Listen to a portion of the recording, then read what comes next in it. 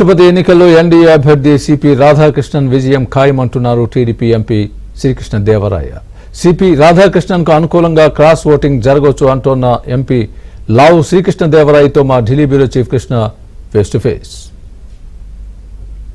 రేపు ఉపరాష్ట్రపతి ఎన్నికలు జరగబోతున్నాయి. ఈ ఉపరాష్ట్రపతి ఎన్నికల్లో ఏ విధంగా ఓటు వేయాలని చెప్పడానికి బీజేపీ తరపున ప్రహ్లాద్ జోషి టీడీపీ నేత అయినటువంటి లావు కృష్ణదేవరాయ నివాసానికి వచ్చారు. ఇక్కడ టీడీపీ ఎంపీలందరితో కూడా భేటీ అయ్యారు. అయితే ఈ భేటీలో ఏం జరిగింది, ఆయన ఏం చెప్పారు అన్నది లావు శ్రీకృష్ణదేవరాయని అడిగి మనం తెలుసుకుందాం.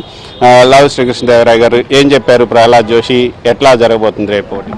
బేసిక్గా అందరూ ఎంపీలు ఉన్నారు, తెలుగుదేశం పార్టీ ఎంపీలు అందరూ కూడా వచ్చి ఒకసారి అందరినీ కలవండి అని ఆయన రిక్వెస్ట్ చేయడం జరిగింది. వచ్చారు, కలిశారు. అదర్ దెన్ దట్ పెద్దగా ఎలక్షన్ గురించి మాట్లాడుకుంది, దాని గురించి ఎక్కువగా చర్చించింది అంతగా లేదు. మామూలుగా అందరు ఎంపీలు ఉన్నారు కాబట్టి వాళ్ళ ఇష్యూస్ ఏమన్నా కాన్స్టిట్యూషన్స్ ఉంటే కూడా ఒకసారి మాట్లాడతారని పిలవడం జరిగింది. అయితే తెలుగుదేశం పార్టీకి సంబంధించి అయితే మాత్రం అందరూ ఎంపీలు రాజ్యసభ, లోక్సభ అందరూ కూడా ఇప్పుడు ఢిల్లీలో ఉన్నారు. అందరూ 18 మంది ఉన్నారు. రేపు అందరం కూడా వెళ్ళి ఎలక్షన్లో మొదటి గంటలోనే ఓటేసేదానికి అందరూ కూడా సమాయత్తం ఉన్నారు. అయితే మరోపక్క సిపి రాధాకృష్ణన్, మీ ఎన్డీఏ క్యాండిడేట్ సిపి రాధాకృష్ణన్కి వ్యతిరేకంగా తెలుగు బిడ్డ అయినటువంటి సుదర్శన్ రెడ్డి గారు, జస్టిస్ సుదర్శన్ రెడ్డి గారు ఉన్నారు. సో తెలుగు ప్రైడ్కి తెలుగు ఎంపీలు ఓట్లేసే అవకాశం లేదా? అది అసందర్భం. ఎందుకంటే మీరు గమనిస్తే కనుక 2024 ఎలక్షను తెలుగుదేశం, బీజేపీ, జనసేన కలిసి పోటీ చేయడం జరిగింది. భారీ మెజార్టీతో గెలవడం జరిగింది. గెలిచిన తర్వాత మా ఇద్దరు ఎంపీలు మినిస్టర్గా కూడా ఉన్నారు. కాబట్టి మేము పొత్తులో ఉన్నప్పుడు తప్పకుండా మా క్యాండిడేట్ ఎవరైతే ఉన్నారో వాళ్ళు గెలిపించుకోవడానికి ట్రై చేస్తాము. మీ చెప్పిన లాజిక్ అదే అనుకుంటే మరి ఆయన తమిళియన్ రాధాకృష్ణ గారు మరి డిఎంకే ఆయనకి వేస్తుందో లేదో మరి మీరు చూడండి. మన పొత్తులో ఉన్నప్పుడు దాని ధర్మం పాటించాలి, ఆ ధర్మం పాటిస్తాం. కానీ రేవంత్ రెడ్డి గారు చెప్తున్నారు, సుదర్శన్ రెడ్డి గారు తెలుగువాడు కాబట్టి తెలుగు పార్టీలన్నీ వేయాలి, మన తెలుగు వాళ్ళని గెలిపించుకోవాలి. కాబట్టి టీడీపీ కనుక వేస్తే, తెలుగు పార్టీలన్నీ కనుక వేస్తే తెలుగువాడు ఉపరాష్ట్రపతి అయ్యే అవకాశం ఉంటుంది. వాళ్ళ వైపు నుంచి వాళ్ళ క్యాండిడేట్ పెట్టారు కాబట్టి ఆ క్యాండిడేట్ గురించి తప్పకుండా మాట్లాడతారు, వాళ్ళ ప్రచారం వాళ్ళు చేస్తారు, దానిలో తప్పులేదు.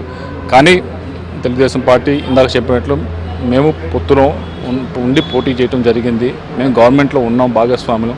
కాబట్టి దాన్ని మేము అనుసరిస్తూనే మా బాధ్యత ఏది ఉందో అది నిర్వర్తించాలి, అది నిర్వర్తిస్తాం. సో జస్టిస్ సుదర్శన్ రెడ్డి గారి కన్నా సిపి రాధాకృష్ణ గారు మంచి క్యాండిడేట్ అయ్యే అవకాశం ఉందన్నారు. ఎందుకంటే ఈయనకి అనుభవం ఉంది, 45 ఏళ్ళు రాజ్యాంగంతో జస్టిస్గా ఉన్నారు. సో ఆయనకి ఈయన కంపేర్ చేస్తే ఎవరు బెటర్ అని మీరు?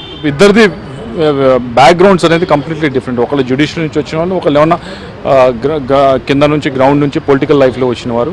కాబట్టి ఆ విధంగా కంపేర్ చేయడం అనేది కరెక్ట్ కాదు. బట్ మళ్ళీ ఒకటి చెప్పదలుచుకున్నాను, ఏదైతే ఎన్డీఏ క్యాండిడేట్ ఉన్నారో రాధాకృష్ణ గారు, ఎన్డీఏకి పూర్తి స్థాయిలో నెంబర్స్ అనేది ఉన్నవి, అనుకూలంగా ఉన్నాయి. ఏదైతే అనుకూలంగా ఉన్న నెంబర్స్ ఉన్నాయో దానికంటే కూడా ఇంకొక 10%, 15% ఎక్కువ వస్తాయని ఆలోచిస్తాం. క్రాస్ ఓటింగ్ జరిగినట్టు మీకు ఏమైనా క్రాస్ ఓటింగ్ జరిగిద్దని ఏమైనా భయం ఉందా? భయం ఎందుకు, దాని క్రాస్ ఓటింగ్ జరుగుతుందని చెప్తా ఉన్నాం. 15% మాకు ఎక్కువ వస్తుందని చెప్తా ఉన్నాం ఎన్డీఏ క్యాండిడేట్కి. దాంట్లో భయపడాల్సిన అవసరం లేదు. మాకే ఎక్కువ వస్తాయి, ఎన్డీఏ క్యాండిడేట్కి ఎక్కువ వస్తాయి, రాధాకృష్ణ గారికి ఎక్కువ వస్తాయని చెప్తా ఉన్నాం. దాంట్లో ఉంది. సో అదేమాతో ఉన్నారు. Thank you very much. ఇది లావు శ్రీకృష్ణదేవరాయ చెప్తున్నారు. ఖచ్చితంగా క్రాస్ ఓటింగ్ అయితే జరుగుతుంది. సిపి రాధాకృష్ణ గారు 10% నుంచి 15% అధిక ఓట్లతో గెలిచే అవకాశం ఉందన్నది ఆయన ఆశాభావాన్ని వ్యక్తం చేస్తున్నారు. Video journalist బాన్తో Krishna, IBN Andhra Jyothi.